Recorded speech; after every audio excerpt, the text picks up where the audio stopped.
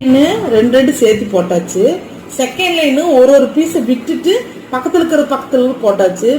Third line பாருங்க, முதல்ல நாம எப்படி கோர்த்தோம் அதே மாதிரி டிசைனா கோர்ப்போம். கோர்த்தீங்கன்னா இங்க பார்த்தீங்கன்னா இங்க ஒரு முக்கோண ஷேப்ல டிசைன் வரும். இந்த டிசைன் நாம இது கொஞ்சம் பொறுமையா வேணும். பொறுமையும் தேவை, துணியும் தேவை.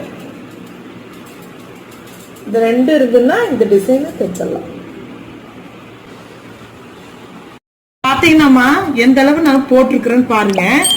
இது நான் சாம்பிளுக்கு உங்களுக்கு டிசைன் போட்டு காட்டுறதுக்காக தான் நான் சின்ன பீஸ்ல உங்களுக்கு போட்டு காட்டியிருக்கிறேன். மெத்தட் சொல்லி கொடுத்துட்டேன்.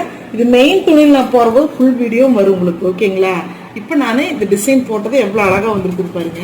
இதுல எப்படி இந்த பீடு கோர்க்கிறதுனா, இப்ப இந்த பீஸ்ல இது கோர்த்துருக்கிற இடத்துலயே கோர்த்துட்டு 3mm பீடு இருக்குது பாத்தீங்களா, இந்த பீடை ஒன்னே ஒன்னு எடுத்துக்கணும்.